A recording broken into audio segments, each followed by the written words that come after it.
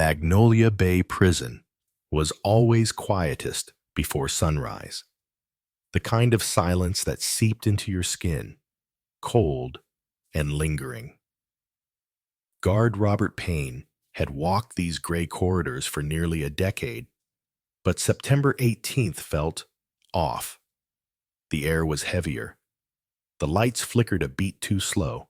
At 4:37 a.m., he reached cell 237, Maria Ramirez's cell, expecting nothing more than a grumble and a groggy glance from the 34-year-old inmate. Instead, he found stillness. "Wake up, Ramirez," he said, tapping his keyring against the bars. No answer. He frowned. Stepping closer, he noticed her form lying unnaturally still, curled toward the wall. He'd seen inmates fake sleep before, but this was different. Something inside him tensed. He unlocked the door. The moment he touched her shoulder, he jerked his hand away. She was cold, stiff. His voice cracked as he radioed in. "Code Blue in cell block C. I need medical. Now." In the next 20 minutes, chaos cracked through the prison's routine like a lightning bolt. By 5:02 a.m., the hallway was a crime scene. Yellow tape went up.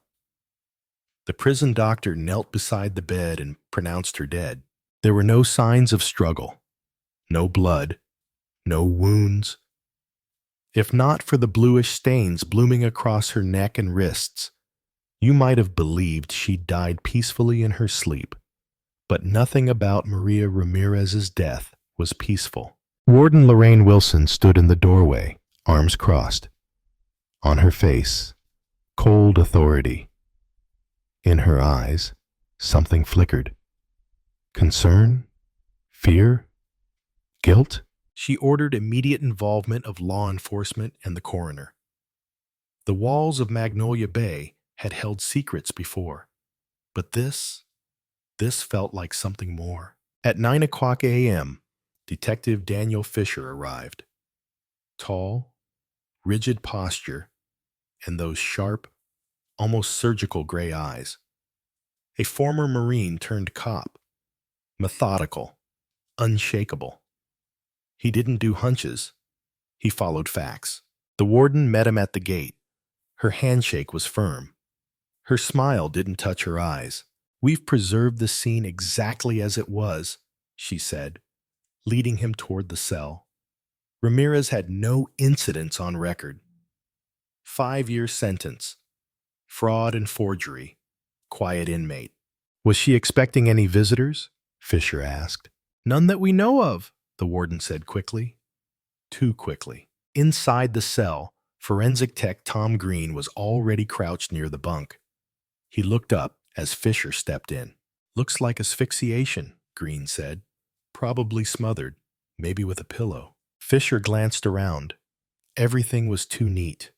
The bed made, books stacked, drawers empty, but for some photos and letters. "No signs of a fight?" Fisher asked. "None. No scratches, no bruises under the fingernails. It's like she didn't fight back. Or couldn't."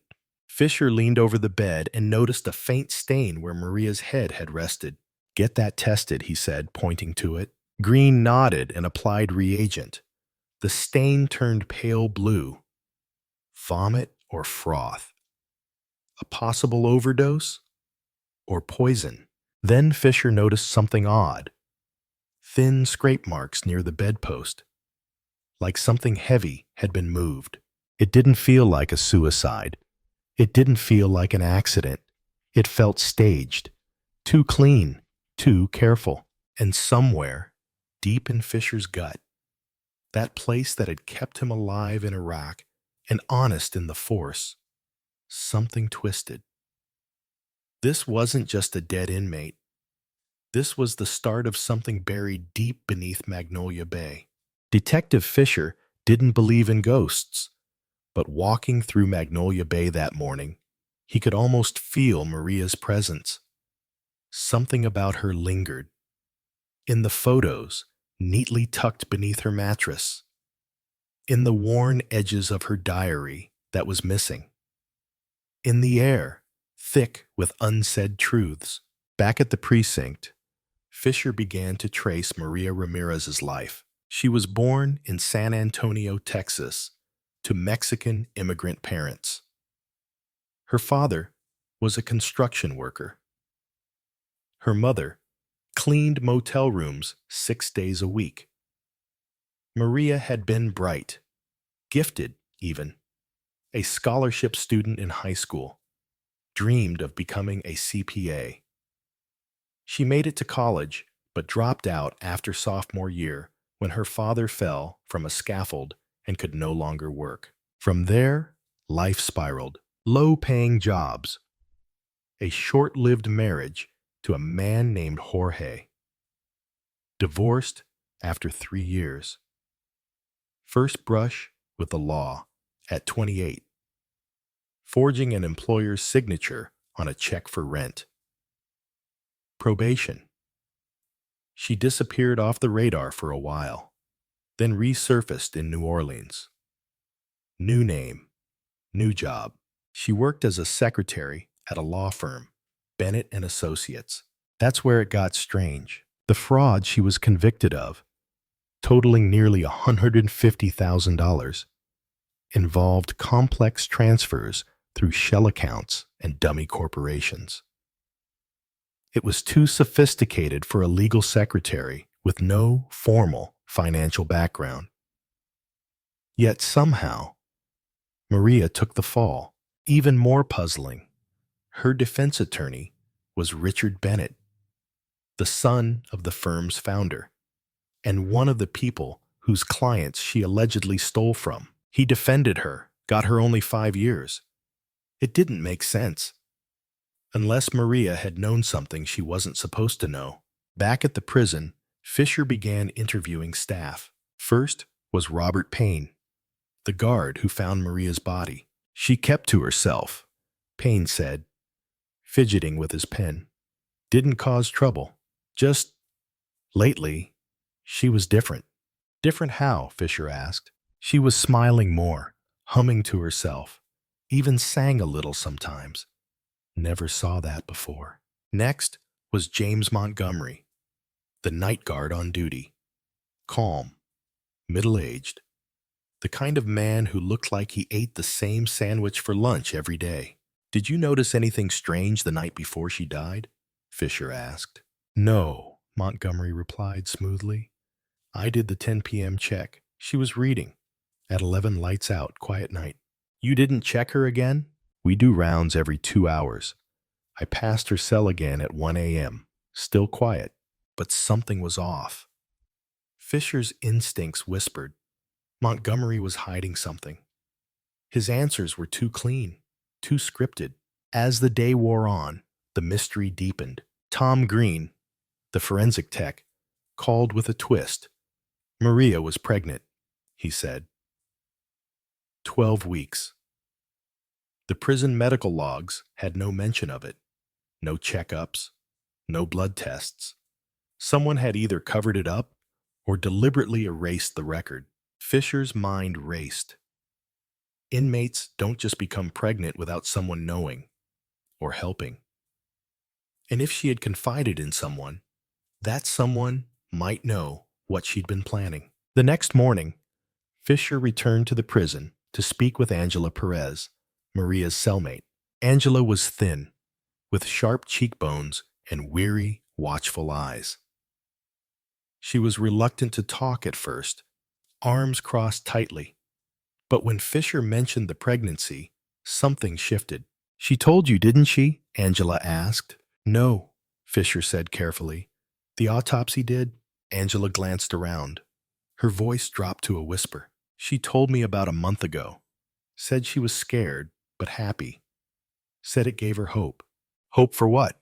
She wanted out. She said one of the guards promised to help her with parole, that they had plans after she got out.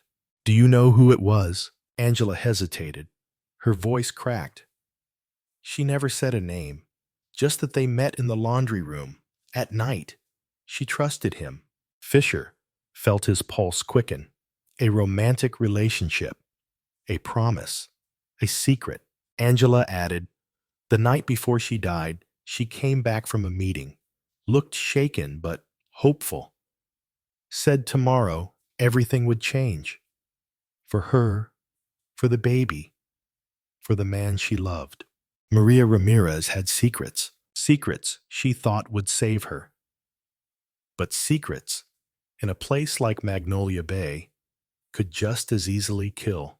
Detective Fischer sat alone in his office, the blinds drawn against the late afternoon sun. Before him lay a spread of papers, Maria's intake file, disciplinary records, empty, her last commissary purchases, even copies of her mail logs. But what haunted him wasn't on paper. It was the silence. No warnings, no altercations, no cries for help. Just one woman, dead in her bed, with a secret that didn't die with her. And then came the phone call that cracked the case wide open. We got her talk screen back, said Tom Green. Traces of zolpidem, sleeping pills, enough to knock her out for hours. Was she prescribed anything? Not a thing. That explained the lack of struggle. Maria had been unconscious, possibly sedated intentionally before the murder. Fisher's mind leapt to one place, the prison medical log, but when he requested it, he was told the logs for that night were missing. Misfiled, archived, lost in transition. Too convenient, too deliberate. Fisher drove back to Magnolia Bay and requested to interview the nurse on duty that night, Sandra Collins. She was a nervous woman in her late 40s with a habit of wringing her hands as she talked. I already gave my statement, she said. I'd like you to give it again, Fisher replied. This time with everything you didn't say the first time. She flinched. I did what I was told. Who told you? Sandra hesitated. Then, Warden Wilson? She called me to her office around 10 p.m. Said inmate Ramirez was having an episode. Needed sedation. Told me to give her 10 milligrams of zolpidem. Then said she'd update the log herself. But the log's gone, Fisher said coldly. Sandra swallowed hard. Next morning, I asked about it. She said it had been a mistake, that they destroyed the old one. Do you often give medication without recording it? No, sir.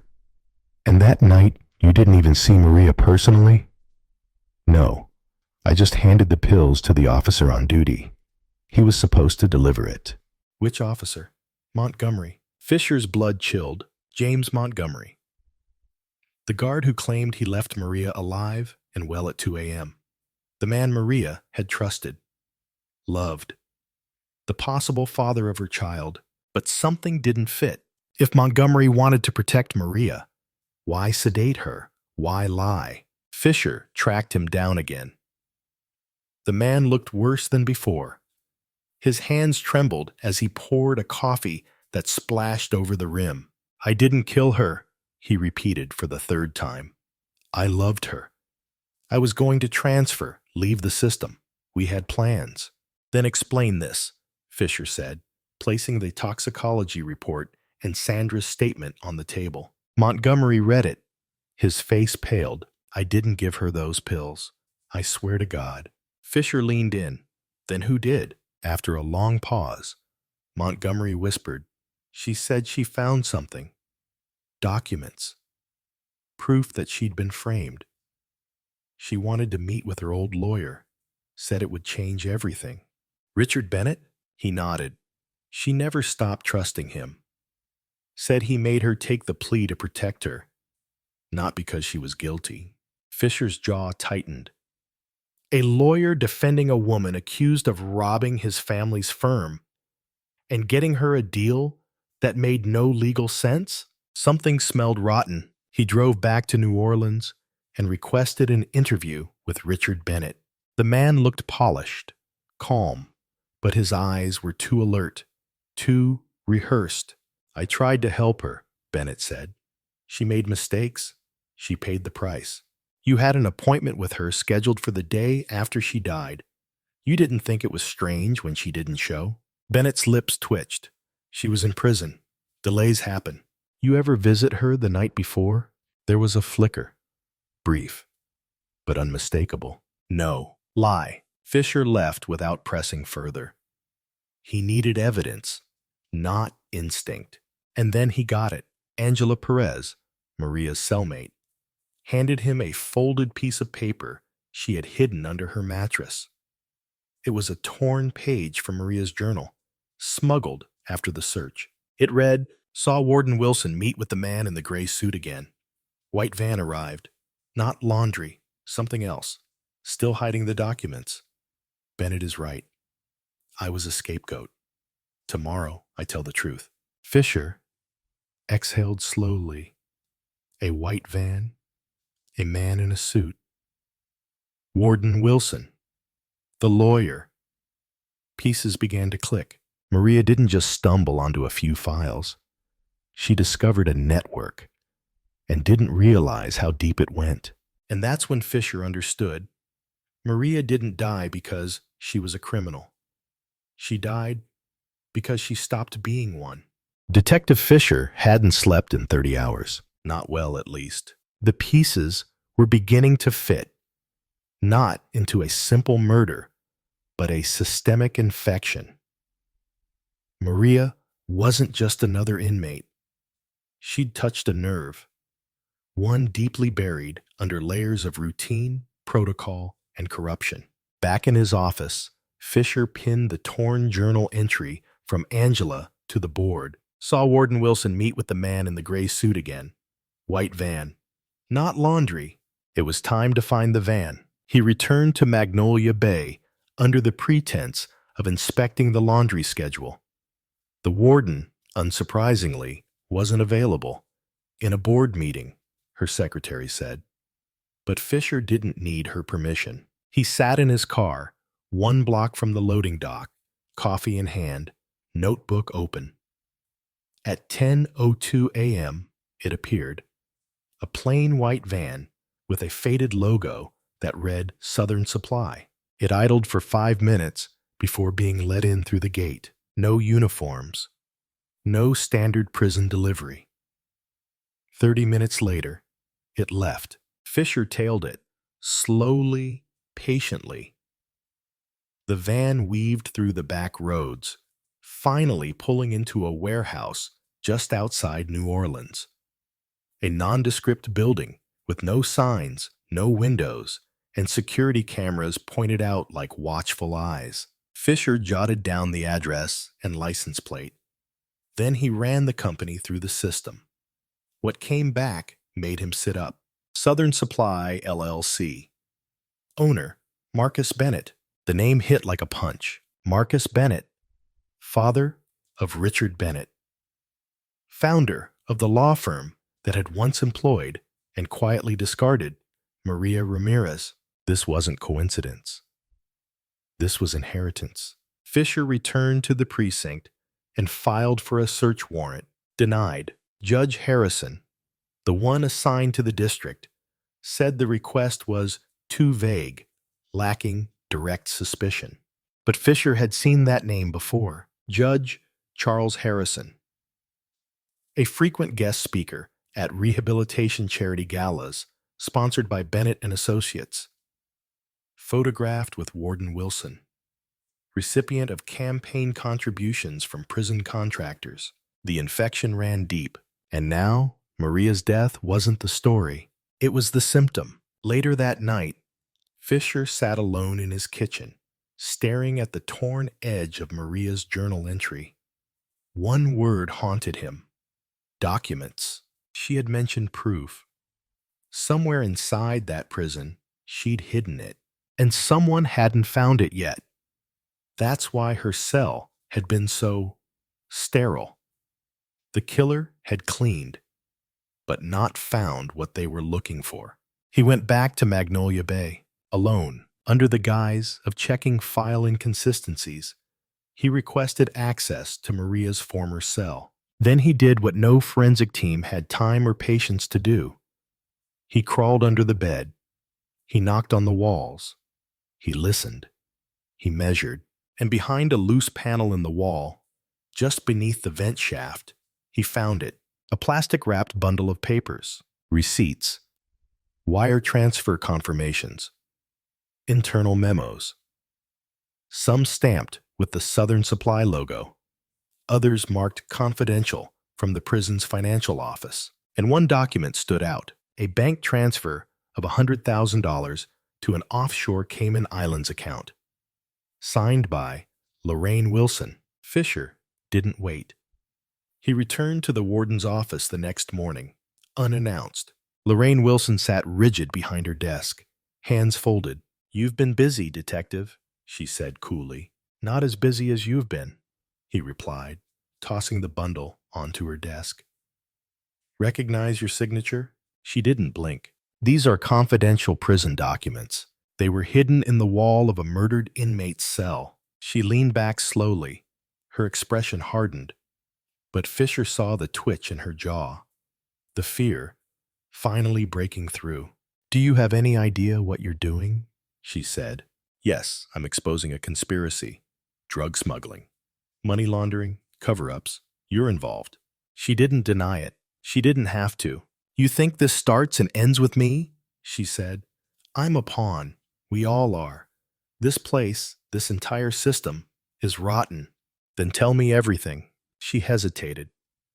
Then, with a sigh that seemed to carry 5 years of buried guilt, she said, "Richard Bennett came here the night Maria died. He registered as her lawyer, but they didn't meet in the visitation room. They met here, in my office." Fischer leaned in. "She said she had documents. She wanted protection. She didn't realize she was threatening a dynasty.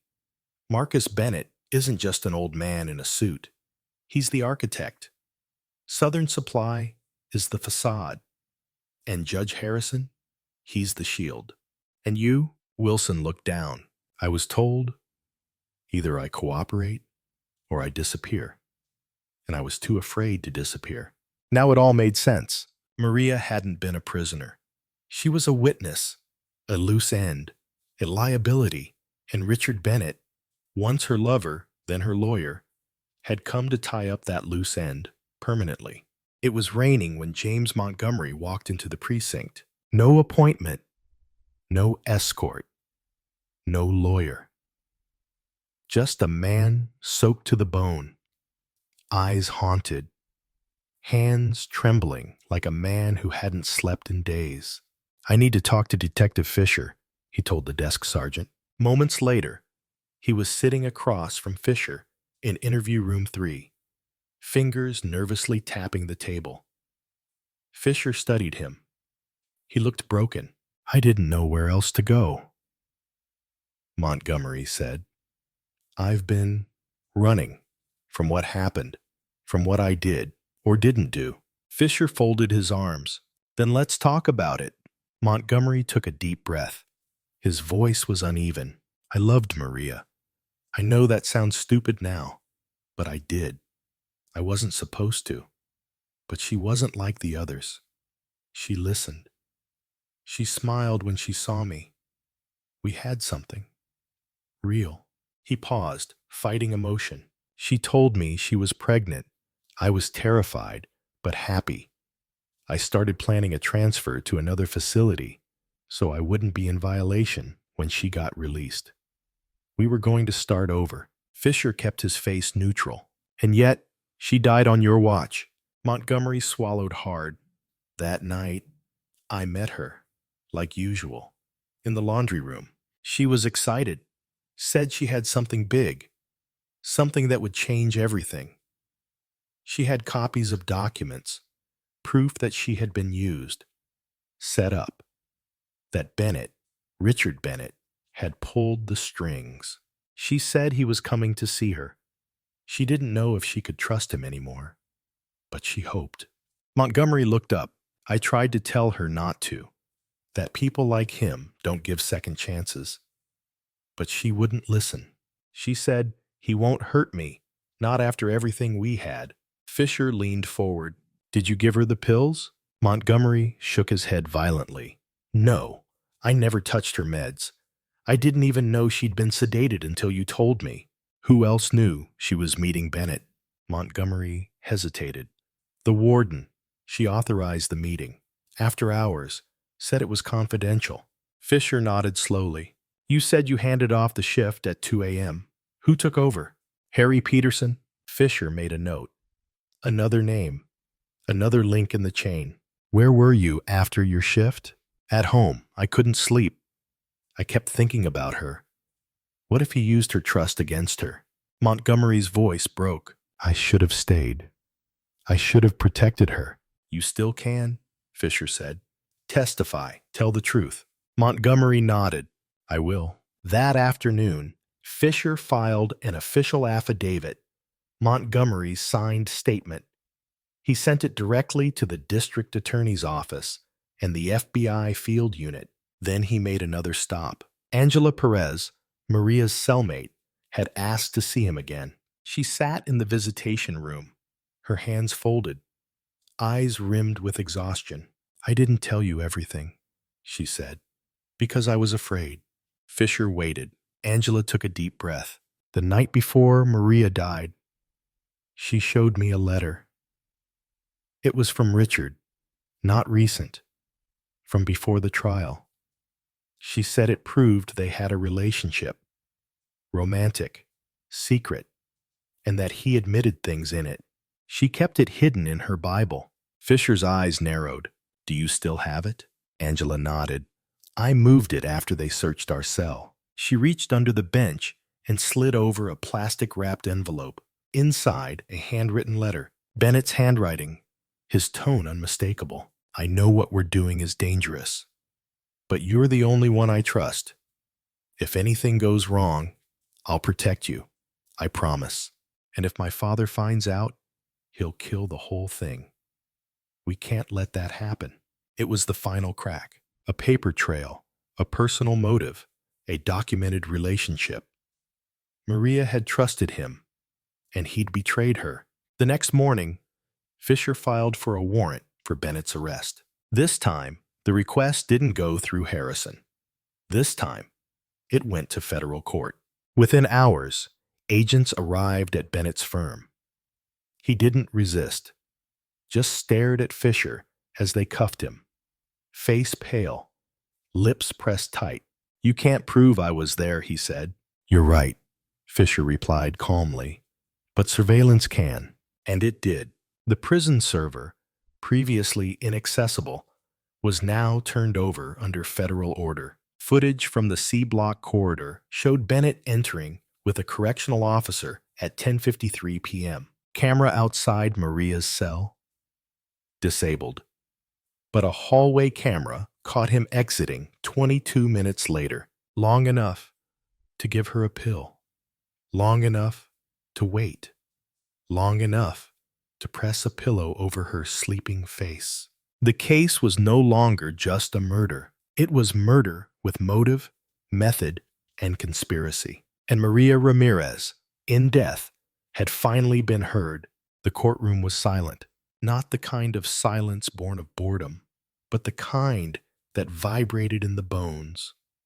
A silence heavy with breath held, eyes narrowed, and truth teetering on the edge of consequence. Richard Bennett sat at the defense table, hair perfectly styled, suit flawlessly tailored. But something about him had changed. The calm was brittle now, the smile gone. He stared forward, unmoving, as the prosecutor made her final argument. Maria Ramirez was not just an inmate, the prosecutor said. She was a whistleblower. She discovered a system of corruption, laundering, and cover-ups that stretched from a private company to a public institution. And she paid for that knowledge with her life. She paused, then turned to the jury. And who paid her? Richard Bennett, the man who promised to protect her, then killed her in cold blood to protect himself. At the other end of the room, Detective Fischer watched. He wasn't supposed to testify today. His part was mostly done. But Maria's picture sat on the table beside his notes. A small laminated photo, her smile captured in a moment that now felt like another lifetime. Outside the courthouse, news vans were lined down the block. The case had exploded. Federal indictments had followed Bennett's arrest. Warden Lorraine Wilson, sentenced to 15 years for conspiracy and destruction of evidence. Judge Charles Harrison, removed from the bench under criminal investigation for obstruction. Marcus Bennett, charged with racketeering and federal drug trafficking. A web unraveling in real time, and at the heart of it, a woman who'd been silenced. Until now, the jury returned after 3 hours. Their verdict was clear: guilty on all counts. Murder in the first degree, tampering with evidence, conspiracy, abuse of authority. Bennett didn't speak, didn't flinch, but his hands, they trembled. 3 weeks later, at sentencing, the judge, a federal appointee from another district, looked at the man before him. "You had every privilege," she said, "every opportunity. And you used them not to protect the law, but to twist it to your advantage. You took a life and almost buried the truth alongside it." She sentenced him to life in prison without the possibility of parole. In the back row, Angela Perez quietly cried. That same day, Fischer visited a grave in a quiet corner of a low-income cemetery. The grass was overgrown. The marker simple: Maria Ramirez, 1989-2023. She knew too much. He placed a small bouquet of wildflowers, her favorite, according to Angela, and stood silently. Then, almost in a whisper, "Justice was late, Maria, but it came." But justice, Fischer had learned, wasn't always a straight line. Magnolia Bay was now under federal oversight, its operations suspended. A full audit was underway. Some guards were fired, others resigned. A few faced charges. Montgomery was barred from working in corrections again, but he wasn't prosecuted. His testimony had helped bring down giants. He moved out of state, took a job as a private security guard, sent Fischer a letter once a month, never signed it with his full name, just "still trying to forgive myself." Angela Perez was granted early parole. She moved in with her sister in Texas and started a small group to help women released from prison transition into stable life. She named the group Ramirez Rising. She never forgot Maria, but she said she stopped hearing her cry in her dreams. As for Fischer, he was promoted, offered a seat on a newly formed public integrity task force. But some nights, long after the lights were out, he sat alone in his office, looking at Maria's photo on the wall. She wasn't just a case file anymore. She was a lesson that sometimes the weakest voice in the room holds the most truth. And sometimes, all it takes is one person to listen. Weeks turned to months. The media frenzy faded, replaced by new scandals, new headlines, new distractions. But some stories don't end when the cameras stop rolling. Some stories echo, quiet but persistent, like footsteps down a long hallway. For Detective Daniel Fischer, Maria's name didn't disappear from his case files. It stayed on a small tag that hung above his desk. Handwritten, underlined, Ramirez MC DOA. But those 3 letters, dead on arrival, didn't mean the same thing anymore. Now they meant determined, outspoken, awake. Maria had walked into Magnolia Bay as a number. She left it a name that changed the system. A few months after the trial, Fischer was invited to speak at a national law enforcement conference. His presentation was titled, "When the System Fails the Innocent, the Maria Ramirez Case." He stood on a stage in front of hundreds of officers, judges, federal agents. But he didn't begin with charts, or timelines, or data. He began with a photograph, Maria, smiling, holding a cup of coffee, looking almost amused. "This is Maria Ramirez," he said. She was supposed to be the criminal in this story, but she became the compass, the conscience, the reason we're here. He told them about the diary, the hidden documents, the silenced warnings. He told them about how justice had to fight its way through every locked door and false record. And then he ended with this: "You might not remember her name after today, but promise me this: the next time someone too quiet tries to speak, listen." Angela Perez watched that speech on a donated laptop in a halfway house in Austin. She paused it halfway through, tears in her eyes. Later that night, she added a quote to the wall of her community center: "Truth doesn't need volume, it needs courage." MR. She had started collecting letters from women across the country who had heard the story, who had suffered silently in similar places, and who now felt seen. James Montgomery never spoke to the press. He never gave interviews. But once a year, on the anniversary of Maria's death, he drove alone to the edge of New Orleans and left a single white rose at the cemetery gate. No words, no name, just a memory, and perhaps a prayer. As for Magnolia Bay, it reopened. New leadership, new oversight, new rules. But every Tuesday, like clockwork, a white van from Southern Supply no longer appeared at the gates. That contract had been terminated, investigated, shut down. The loading dock was quiet again, almost peaceful. And Fischer, he still worked late, still took the hard cases, still had the photo of Maria above his desk. But now he carried her with him, in courtrooms, in classrooms, in moments when he wondered if the fight was worth it. It was, because somewhere, someone like Maria was watching. And someone like Fischer had to make sure they were seen. Sometimes justice comes wrapped in sirens. Sometimes it comes in silence. But always, it leaves a mark. And in one quiet prison cell, beneath one loose vent, because one woman refused to be erased, the world changed, even just a little.